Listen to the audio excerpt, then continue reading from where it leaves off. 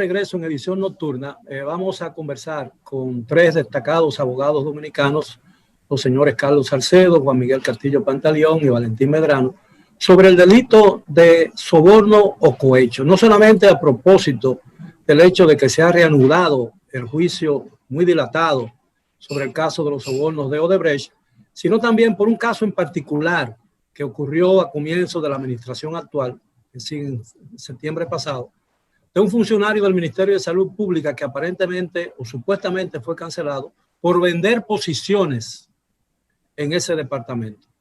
Algunos abogados entienden que es tan grave el delito del que vende una posición como el que la compra. Así que ese es el tema de esta noche con nuestros distinguidos invitados, a quien le doy la bienvenida y las gracias por haber aceptado nuestra invitación. ¿En qué consiste realmente? ¿Cuándo se puede establecer legalmente que hay un soborno o cohecho? ¿Cómo se prueba? Bueno, mira, cuando un funcionario empleado público solicita una dádiva, una recompensa, primero tiene que tener esa calidad de funcionario empleado público y puede ser un empleado público del orden municipal o del orden judicial inclusive, no solamente del ámbito administrativo. Solicita una dádiva, acuerda una dádiva, acuerda un ofrecimiento, es un acuerdo, una convención, a cambio de ¿qué? De hacer algo o dejar de hacer, es decir, omitir alguna actuación de las que son propias de sus funciones. Eso es el soborno o el cohecho. Una definición sencilla que la gente yo creo que la puede entender. Por lo tanto, el funcionario, empleado público del tren administrativo, del orden municipal o incluso legislativo, en virtud de la ley de soborno actual, la 448, antes el Código Penal, y es muy discutible también, hay dos posiciones en Francia en relación con eso, antes no incluía a los órganos deliberativos legislativos, sino a los órganos deliberativos del municipio. Ya ahora la nueva ley, la 448-2006, sí incluye también a todos los funcionarios públicos del orden administrativo, del orden municipal y los selectivos también. Doctores, su opinión antes de hacer la próxima pregunta. Sí, bueno, la definición que ha dado Carlos, efectivamente, a grandes rasgos, se trata de eso, con Carlos, lógicamente, su condición de abogado y maestro. Abogado litigante, ¿no? Sí, pero me refiero, porque este programa no está dirigido a abogados, está dirigido a la población. Claro.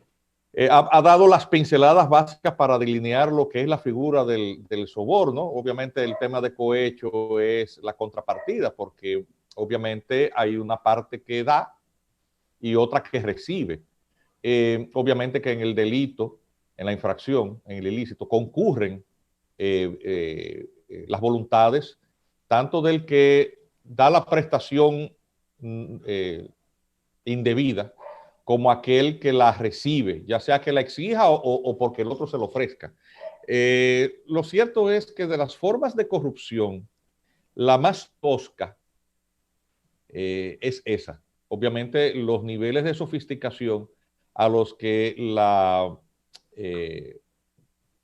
las formas de la corrupción han evolucionado, han dejado la figura del soborno cohecho como una de las más elementales. Ciertamente la corrupción es un mal endémico y el soborno dentro del catálogo de muchos ilícitos que se dan ya pasa a ser una entre tantas, pero no es la más grave. Aquí hay 100 formas más graves todavía y que producen más daño económico y más daño económico, social y político, porque ha habido ciertamente una degradación de las instituciones y con ello de la democracia y del sistema de derecho. Me toca a mí. Mire, yo no debía estar aquí, yo debía estar degustando de las cátedras de estos maestros del derecho, sin lugar a dudas, de los mejores abogados que tiene todo el habla hispana. No nos limitamos a la República Dominicana.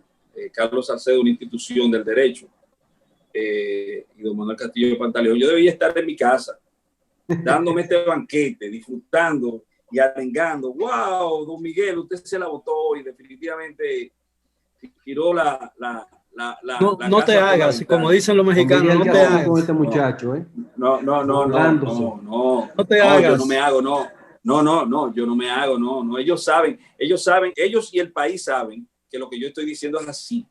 Y yo sé que mucha gente van a decir, me siento contenido en lo que dijiste en el programa de Miguel Guerrero con respecto a esas dos figuras del derecho, a esas dos columnas del sistema jurídico nacional. ¿Qué decir?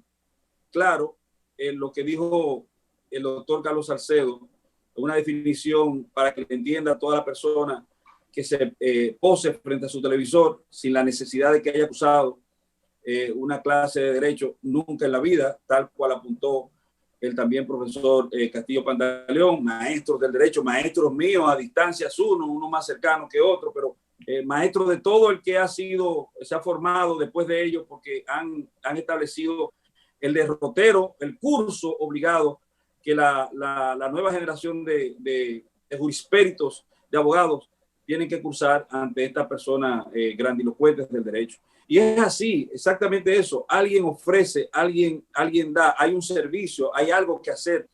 Y entre ellos el cohecho, el hecho compartido entre dos partes que tienen el mismo nivel imputacional, el mismo nivel de responsabilidad según la norma, porque tanto el artículo 177 y como el 179 del Código Penal, lo mismo que la ley a la que hace alusión el profesor Carlos Salcedo, la ley 448-06-2006, eso debimos hacerlo también, profesor, decir 2006, porque la gente 448-06, no, es que la 448 del año 2006.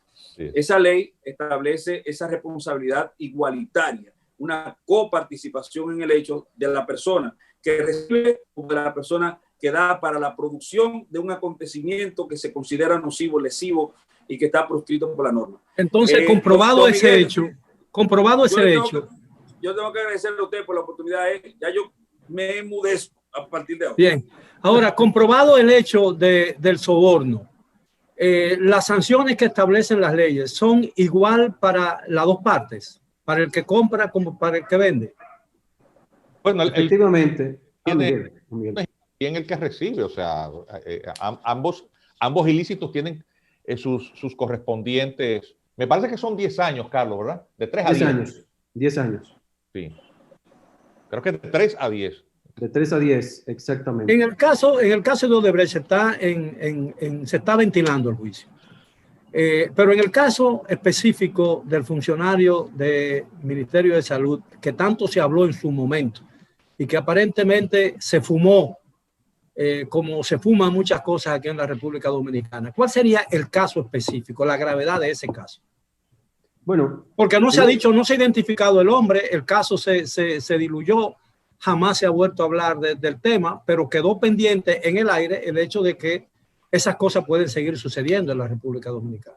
Mira, es un caso muy particular, Miguel, desde el punto de vista técnico, y como dijimos al principio, Valentín lo dijo muy bien, Juan Miguel también, estamos tratando de traducir para una población amplia asuntos que son muy técnicos.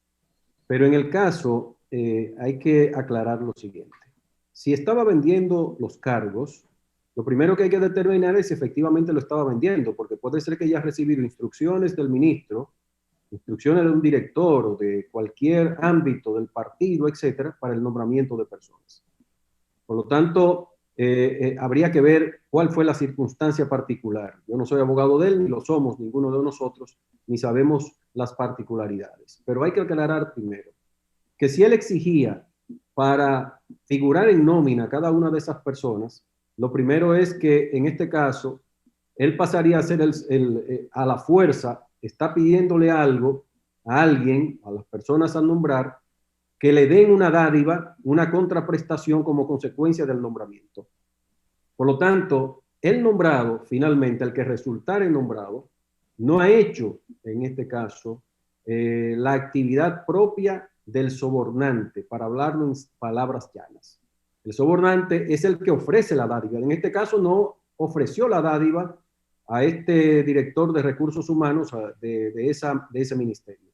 Por lo tanto, queda eliminado en principio, habría que ver las circunstancias, reitero, en cada caso, queda eliminado en este caso el soborno activo. El soborno activo es del sobornante.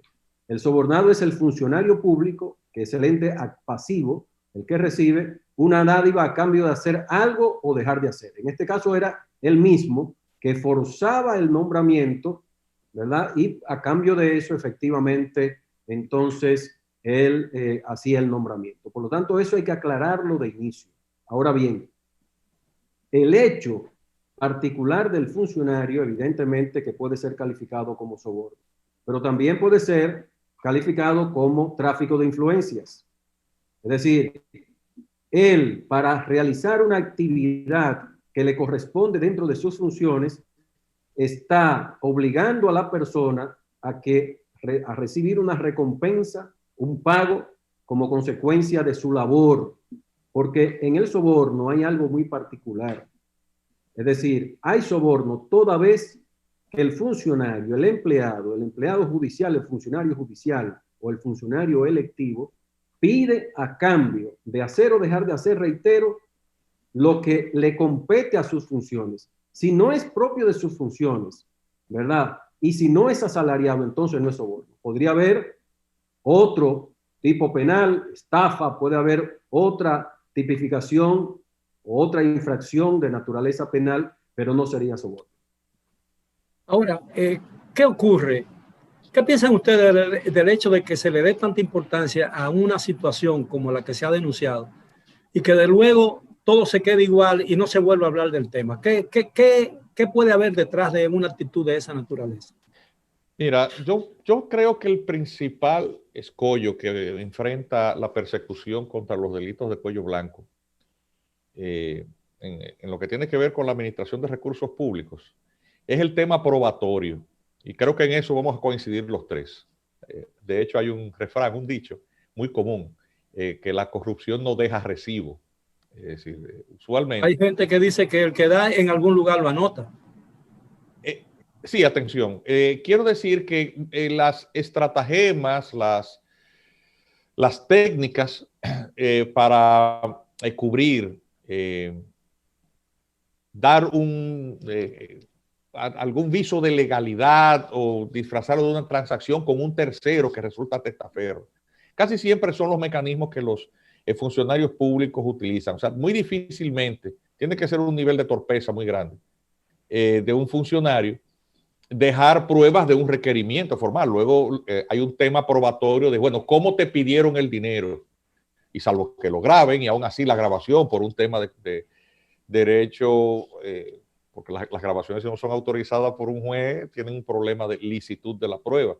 Tú tienes mucha dificultad para probar la existencia. Autorizada previamente la grabación, ¿no? Una vez grabada ya no tiene ninguna validez. Esto depende. O los otros elementos constitutivos como la calidad del funcionario público o el pago, que son elementos materiales que tú puedes, o el acto realizado cuando depende, cuando el soborno ha tenido por propósito una actuación, es decir, un hecho positivo. Pero cuando es una omisión es todavía más difícil. Un funcionario que engaveta algo, por ejemplo, es muy difícil probarlo. Y entonces luego es el tema también de la dádiva o soborno, el estipendio que es ilícito. La manera de probar que ha habido una triangulación, eso plantea lógicamente otros ilícitos conexos, la posibilidad de encauzar también por lavado de activos y ese tipo de cosas. Pero hace que el hecho en sí, por su complejidad, plantee desafíos probatorios desde el punto de vista técnico-investigativo. Entonces, por eso es tan difícil que los procesos, al final de cuentas, terminen en expedientes bien armados y luego también que la pericia de los jueces y de los fiscales atiendan realmente a dar una interpretación a los hechos, acuerdo al ilícito que es objeto de acusación, a la tipificación. Entonces, si tú ves el porcentaje de expedientes, creo que Participación Ciudadana hizo una publicación hace unos años, no recuerdo cómo era que se llama, no sé qué, de impunidad. 20 años de impunidad. Exactamente, Carlos. Tú conoces ese estudio, Miguel, ¿verdad? Sí. No lo conozco. Sí, de hecho está en línea y aparece publicado gratuitamente. Y se hizo un análisis estadístico de seguimiento caso por caso de todos los expedientes cursados en más de una década. Y el balance era sumamente desalentador. Es decir, no hay sentencias. Es que no hay. Increíblemente, y en eso también están los hechos para corroborar lo que estoy diciendo, nosotros por suerte tenemos ya la cabeza, peinamos canas y conocimos y podemos dar la referencia a lo que pasaba con el sistema procesal anterior. Lo cierto es que desde que se cambió el sistema procesal, los niveles de dificultad para el encauzamiento de un proceso y que produzca resultados de sentencias condenatorias ejemplarizantes se han reducido aún más. Se ha contribuido también el mucho tecnicismo del Código Procesal Penal en aras de un garantismo que ha operado en la práctica, en un fortalecimiento. ¿Y eso se va a reflejar o está afectando el juicio de Odebrecht?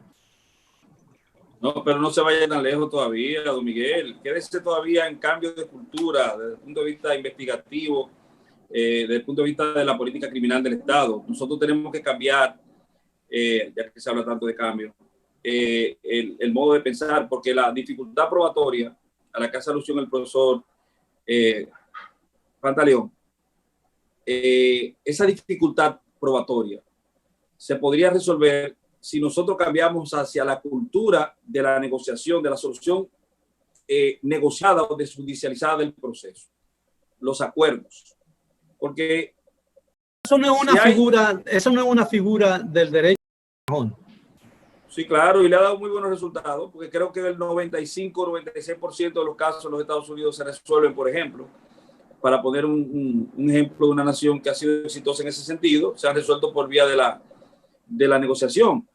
Pero sucede que, como dice el profesor, tenemos Castillo Pantaleón, tenemos el problema de que hay dificultad probatoria. Pero eso no ocurriría si una de las partes envueltas en el proceso se siente tentada, por así decirlo, animada a participar en un acuerdo que le permite gananciales desde el punto de vista imputacional o que le permite tener una situación negociada donde él pueda salir airoso del proceso y simplemente producir la imputación y posible sanción de la parte que yo creo que, como dijo el profesor Salcedo al principio, que es la parte a la que nosotros tenemos que poner sobre todo atención, que es al funcionario público, porque este funcionario público, cuando ajusta su conducta a la norma proscriptiva, cuando define en su accionar el tipo penal de soborno, afecta, daña la confianza que nosotros como ciudadanos hemos puesto en él y las autoridades que lo designaron.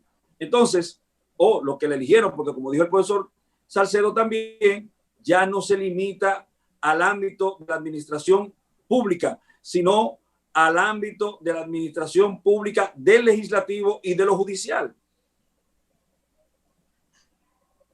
Mira, Miguel, yo creo que tú adelantaste una pregunta en relación con el tema Odebrecht. Evidentemente yo tengo una posición que posiblemente sea interpretada como interesada por ser abogado de parte, pero créeme que lo que voy a expresar... Pero la parte tiene derecho a defensa, así que eso no hay ningún problema. Bueno, profesor, sí. lo que sí es la más acabada, porque si alguien ha estudiado ese proceso ha sido usted. O sea que... Gracias. Pero quiero dar una opinión que quiero que me crean. Es una opinión del abogado, del jurista, del libre pensador. Un minuto, doctor, porque tenemos que hacer una pausa. En la República Dominicana se va a sorprender el país por una razón sencilla. Por ejemplo, en el caso de Andrés Bautista García, el soborno contemplado en el Código Penal no le aplica por una razón sencilla. No aplica a legisladores el Código Penal, porque solamente es a funcionarios y empleados del tren administrativo, de los órganos deliberativos del municipio, y a los funcionarios judiciales. Por lo tanto, no aplica a Andrés Bautista, que era en ese caso particular. Adelanto incluso lo que puede ser. Y aplica a los otros. Y la ley de soborno del 448-2006 es posterior a las funciones. No aplica a Andrés porque es posterior a las funciones de él como presidente. Doctor, si usted me lo permite, tenemos que hacer una pausa obligada, pero vamos a regresar con el tema cuando estemos de vuelta después de la pausa. Los amigos televidentes continúen con nosotros. Edición Nocturna está de regreso en poco tiempo.